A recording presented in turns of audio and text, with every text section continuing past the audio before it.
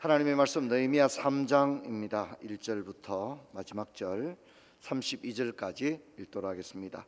그때 대제사장 엘리야십이 그의 형제 제사장들과 일어나 양문을 건축하고 성별하고 문짝을 달고 또 성벽을 건축하여 한메아 망대에서부터 하나넬 망대까지 성별하였고, 그 다음은 여리고 사람들이 건축하였고, 또 그 다음은 이므리의 아들 식굴이 건축하였으며, 어문은 하스나의 자손들이 건축하고 그 들보를 얹고 문짝을 달고 자물쇠와 빗장을 갖추었고, 그 다음은 학고스의 손자 우리아의 아들 머레못이 중수하였고, 그 다음은 머사사벨의 손자 베레가의 아들 머술람이 중수하였고, 그 다음은 아비나야의 아들 사독이 중수하였고, 그 다음은 더고아의 사람들이 중수하였으나 그 귀족들은 그들의 주인의 공사를 분담하지 아니하였으며, 옛문은 바세의 아들 요야다와 버소드야의 아들 머술람이 중수하고 그 들보를 얹고 문짝을 달고 자물쇠와 빗장을 갖추었고, 그 다음은 기브아 사람 물라다와 메로노 사람 아도니 강 서쪽 총독의 관할에 속한 기브온 사람들 및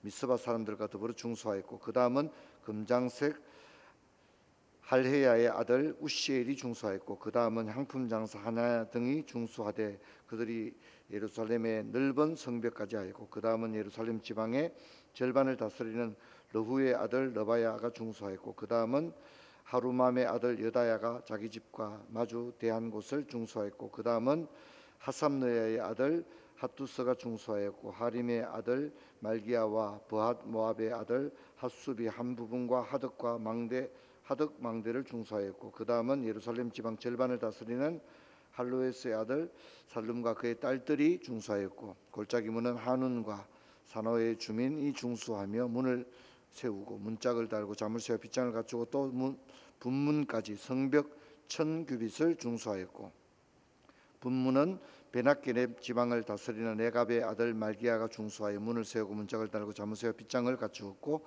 셋문은 미스바 지방을 다스리는 골사의 아들 살룬이 중수하여 문을 세우고 덮었으며 문짝을 달고 자물쇠와 빗장을 갖추고, 또 왕의 동산 근처 셀라 목가의 성벽을 중수하여 다윗성에 내려오는 청계까지 이르렀고, 그 다음은 벳술 지방 절반을 다스리는 아스북의 아들 느헤미야가 중수하여 다윗의 묘실과 마주한 곳에 이르고, 또 파서 만든 못을 지나 용사의 집까지 이르렀고, 그 다음은 레위 사람 바니의 아들 러숨이 중수하였고, 그 다음은 그일라 지방이 절반을 다스리는 하사바가 그 지방을 대표하여 중수하였고, 그 다음은 그들의 형제들 가운데 그일라 지방 절반을 다스리는 헤나닷의 아들 바웨가 중수하였고, 그 다음은 미스바를 다스리는 예수아의 아들 에셀의 한 부분을 중수하고 성굽이 있는 궁기고 맞은편까지 이르렀고, 그 다음은 삽베의 아들 바룩이 한 부분을 힘써 중수하여 성굽이에서부터 대제사장 엘리야십의 집문에 이르렀고, 그 다음은 학고스의 손자 우리아의 아들 머레못이 한 부분을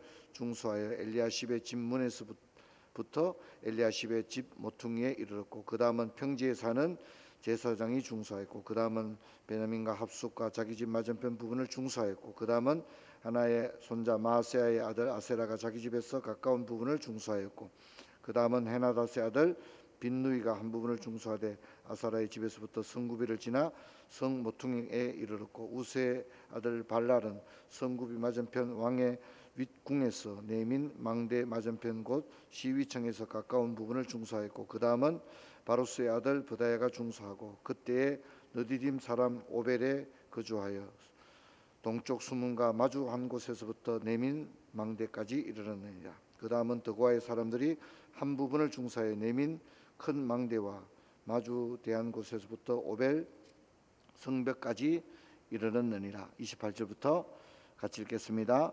마문 위로부터 제사장들이 각각 자기 집과 마주 대한 부분을 중수하였고, 그 다음은 임멜의 아들 사독이 자기 집과 마주 대한 부분을 중수하였고, 그 다음은 동문지기 서가냐의 아들 마세야가 중수하였고, 그 다음은 셀레야의 아들 하나냐와 살람의 여섯째 아들 한운이 한 부분을 중수하였고, 그 다음은 베렉의 아들 머술람이 자기 방과 마주 대한 부분을 중수하였고, 그 다음은 금장색 말기야와 한밑간 문과 마주 대한 부분을 중수하여 너디딤 사람과 상인의 집에서부터 성 모퉁이 성루에 이르렀고, 성 모퉁이 성루에서 양문까지는 금장색 상인들이 중수하였느니라. 아멘.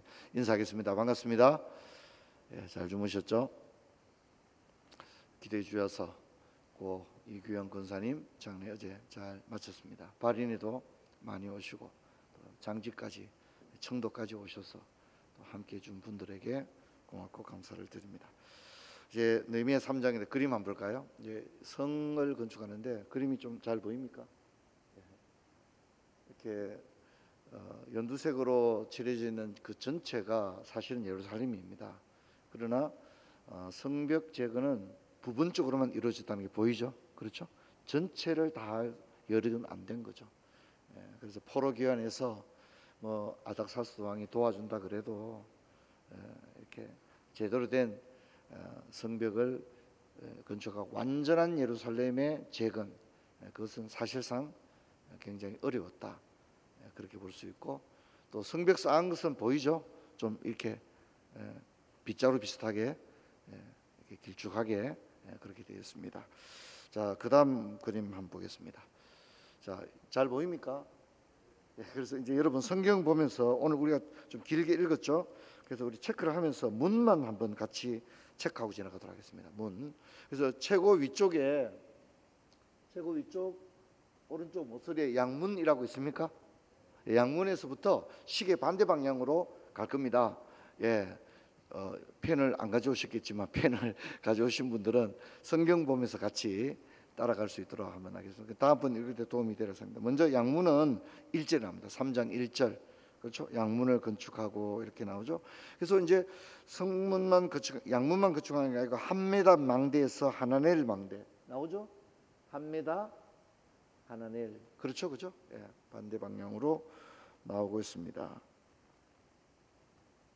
자, 그 다음에 3절에 뭐가 나옵니까? 어문이 나옵니다.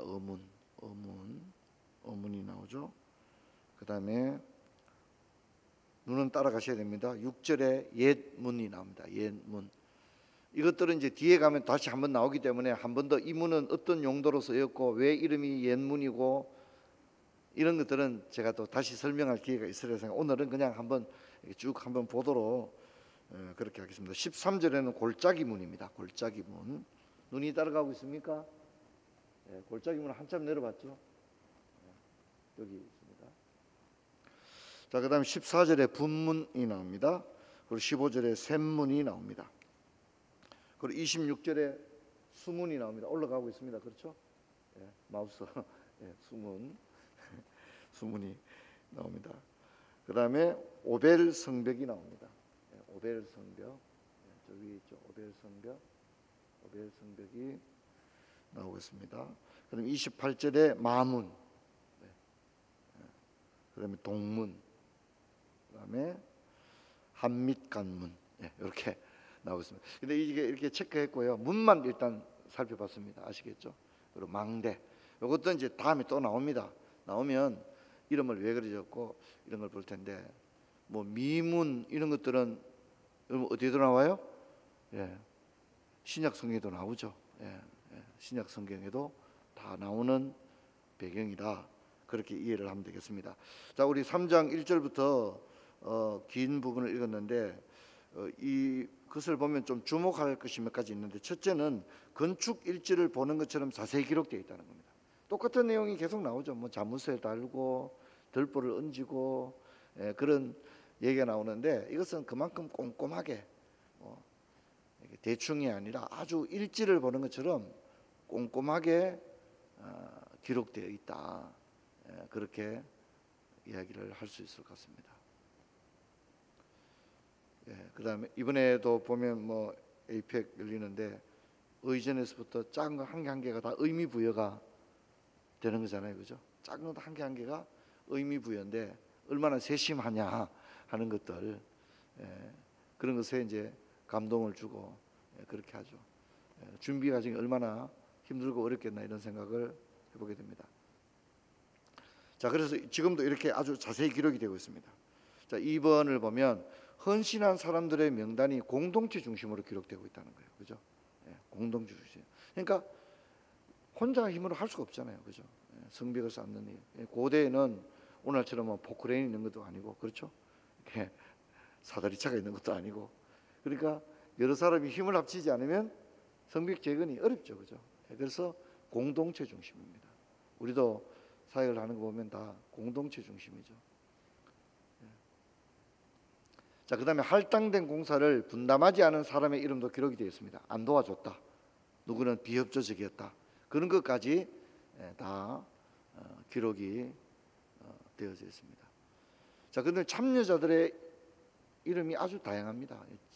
제사장들도 나오고 상인들, 또 직업들 나오죠. 금장색, 향품장사, 심지어 여성들도 참여했다, 이렇게 나오고 있습니다. 참여자의 면면을 기록한 3장은 이렇게 아주 자세하게 기록이 됐습니다. 저는 이제 이걸 보면서 이런 생각이 들었습니다. 여러분, 오늘날 우리가 뭐 다리 같은 데도 보면 다리를 놓을 때 참여했던 사람들 이름이 다 그 기록이 돼 있잖아요, 그죠? 어떤 탑에도 보면 그런 게 기록이 되어 있고, 그렇지 않습니까? 사람들도 무엇을 완성한다는 것은 기념할 만한 일이니까 그게 참여한 사람 이름을 다 기록합니다. 영화도 보면 마지막 엔딩 컷을 보면 참여한 사람들 이름이 다 이렇게 나오죠. 책도 마지막 그 표지를 보면 이 책의 디자인을 누가 했고, 발행인은 누구였고, 그런 게 또 인쇄는 어디서 했고, 유통은 누가 하고, 이게 다 나와 있지 않습니까? 그런 것처럼 사람의 일도 그러하거늘 하물며 하나님의 일은 어떠하겠는가? 하나님께서도 우리의 그 모든 헌신을 기억하고 계실 줄로 믿습니다. 우리가 이것을 기억해야 됩니다. 그러므로 주의 일에 참여한다고 하는 것은 굉장히 복되고 아름다운 일입니다. 제가 이제 그런 얘기 들었습니다만 불편하게 듣지는 마십시오. 여러분, 우리가 현대인들은 편리한 걸 원합니다. 그리고 어떻게 합니까? 이익에 대해서는 민감하지만, 그렇죠, 내가 책임을 져야 될 부분에 대해서는 최소한만 책임을 지려고 하죠. 나 더 이상 하고 싶지 않다고. 그리고 자신의 결정이 중요하죠, 그죠? 내가 그렇게 하기로 했다고 그냥 끝이죠. 내가 싫다는데, 내가 좋다는데, 내가 옳다는데, 이제 그런 시대가 되었죠. 제가 이걸 상황윤리라고 그랬죠, 그죠? 텍스트는 중요하지 않은 거예요. 내 감정이 중요한 거죠. 지금 그럴 기분이 아닙니다, 이렇게 말하면 정당성이 부여되는 거죠. 정당성이 부여되는, 이것이 오늘날의 모습입니다. 하나님의 말씀과 마땅히 해야 될 본분, 이런 것들은 중요하지 않죠. 그런 시대입니다. 하지만 여러분, 저는 주님께서 어린아이에게 물 한 그릇을 떠주는 것도 주님께서 기억하신다고 하셨습니다. 할렐루야. 여러분, 믿으시기를 축원합니다. 그 믿음을 가지기를 바랍니다. 주님께서 뭐라 합니까? 많은 사람들이 왔습니다. 우리가 주의 이름으로 귀신도 쫓아내고 병자도 고치고 했습니다. 근데 예수님 뭐라 합니까? 불법을 행하는 자들아, 내게서 떠나가라. 내가 너희를 도무지 알지 못한다. 여러분, 자신이 하나님이 되어서 자신의 이름을 나타내기 위해서 우리가 귀신도 쫓아내고 병자도 고치고 목사도 되고 선교사도 되고, 여러분, 그런 건요 다 불법이고요. 주님께서 뭐라 합니까? 내가 너희들 모른다. 내가 너희들 모른다. 그렇게 이야기하는 겁니다. 야, 저 사람 일 진짜 많이 했는데, 진짜 최고 일 많이 했는데 천국에 가보면 어떻습니까? 자기 상을 다 받은 거예요. 너한테 줄 상이 없다. 네가 이 땅에 있을 때 네 이름으로 나팔 불고 네 이름 석자 빛내고, 너 언제 내 이름을 높인 적이 있느냐? 너 언제 하나님 영광 조금이라도 생각해 본 적이 있느냐? 주님이 그렇게 얘기를 하는 겁니다. 하지만 일단의 무리들은 주여, 우리는 주를 위해서 아무것도 한 게 없습니다. 아니다. 너희들이야말로 나를 위해 일했다. 너희들이 가난한 자들에게 먹을 것을 주었는데 그것은 나에게 준 거다. 입을 옷이 없는 사람에게 옷을 입혀 주었는데 그것은 나에게 한 것이다. 지극히 작은 자에게 한 것이 누구에게 한 거라고요? 나에게 한 것이다. 성경이 그렇게 이야기합니다.